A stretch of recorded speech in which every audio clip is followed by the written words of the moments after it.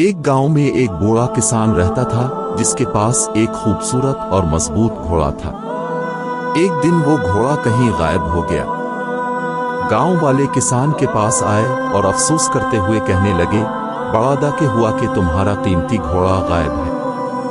بوڑھا کسان مسکرایا اور بولا، بظاہر تو واقعی دکھ کی بات ہے، لیکن ہو سکتا ہے اس میں بھی کوئی خیر کا پہلو نکل آئے۔ چند دنوں بعد کسان کا گھوڑا واپس آ گیا اور اپنے ساتھ جنگل سے کئی اور جنگلی گھوڑے بھی لے آیا۔ اب کسان کے پاس کئی گھوڑے ہو گئے۔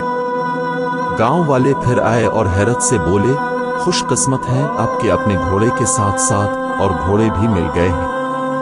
بوڑھا کسان دوبارہ مسکرایا اور کہا، یہ اچھی بات ہے یا شاید یہ بری بات ہو، کون جانتا ہے۔ ایک دن کسان کا بیٹا ان نئے گھوڑوں میں سے ایک کو سدھانے کی کوشش کر رہا تھا کہ وہ گھوڑا بدک گیا اور کسان کا بیٹا گر کر اپنی ٹانگ توڑ بیٹھا۔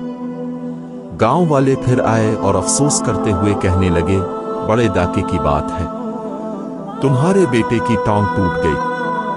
بوڑھا کسان ہمیشہ کی طرح مسکرایا اور کہا، شاید یہ دکھ کی بات ہو یا شاید یہ اچھی بات ہے، کون جانتا ہے۔ کچھ دن بعد ملک میں جنگ چھڑ گئی اور حکومت نے تمام جوانوں کو فوج میں بھرتی کرنے کا حکم دیا، لیکن کسان کا بیٹا اپنی ٹوٹی ہوئی ٹانگ کی وجہ سے فوج میں نہیں جا سکا۔ گاؤں والے پھر آئے اور کہا، کتنی اچھی بات ہے، تمہارا بیٹا جنگ میں نہیں جا رہا۔ بوڑھا کسان حسن معمول مسکرایا اور بولا، ہر واقعے میں ہمارے لیے کیا اچھا ہوتا ہے کیا برا، یہ کون جانتا ہے۔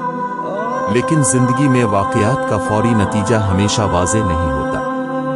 بظاہر بری چیزیں بعد میں اچھی ثابت ہو سکتی ہیں اور بظاہر اچھی چیزیں بری۔